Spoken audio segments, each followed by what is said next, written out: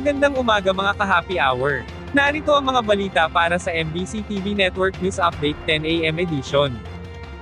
Mary Jane Veloso, ikinagalak ang balitang mapapabalik na siya sa Pilipinas. Naglabas na ng pahayag si Mary Jane Veloso, kasunod ng balitang mapapabalik na siya sa Pilipinas matapos ang mahigit isang dekadang pagkakakulong sa Indonesia dahil sa drug case. Sa isang written statement ni Veloso na binasa ni Prison Warden Ibiloli Ansi, nakasaad dito ang kagalakan ng Pinay worker ngayon at mayroon na siyang pagkakataon na makabalik muli dito sa Pilipinas at makapiling ang kanyang pamilya. Nagpasalamat din si Veloso sa lahat ng mga individual na ayon sa kanya ay patuloy na nagsusumikap upang tuluyan siyang makabalik dito sa bansa. Ang 39 anyos na si Veloso ay inaasahang makakabalik na ng tuluyan sa Pilipinas matapos ang pagpayag ng Indonesian government sa pagkakalipat niya sa isang kulungan dito sa bansa. Ayon sa Department of Foreign Affairs, patuloy nitong inaayos ang mga dokumento ng Pinay drug convict at target nilang makabalik na siya sa bansa bago ang Pasko. Sa naging panayam naman sa pamilya ni Mary Jane, inihayag ng mga ito ang kagalakan sa tuluyan niyang pagbabalik dito sa Pilipinas habang patuloy naman silang humihiling na gawaran din siya ng pardon.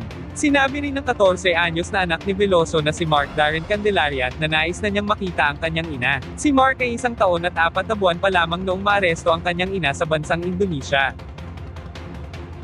Samantala, AFP chief may babala sa mga nagtatangkang isabotahe ang halalan 2025. Handa na ang Armed Forces of the Philippines na ipatupad ang buong puwersa nito laban sa mga grupo o individual na magtatangkang pabagsakin ang halalan 2025. Sa change of command ng Western Mindanao Command, inatasan ni AFP Chief of Staff General Romeo Bronner Jr. ang mga sundalo na maghanda. Sabay kasi aniyang isasagawa ang parliamentary election sa midterm national at local election sa Mayo kung saan inaasahan ng mainit na tunggalian sa politika. Mahigpit na binabantayan ng AFP ang Sibuto Passage na nasa hangganan ng Tawi-Tawi at Basilan na bahagi ng kalayaan strategy para sa maritime defense.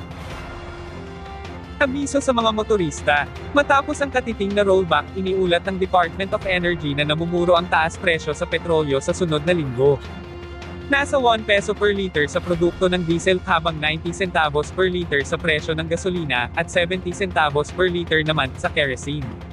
At yan ang mga balita para sa MBC TV Network News Update 10 AM edition. Abangan ang mga susunod na balitaan mamaya para sa 11 AM edition.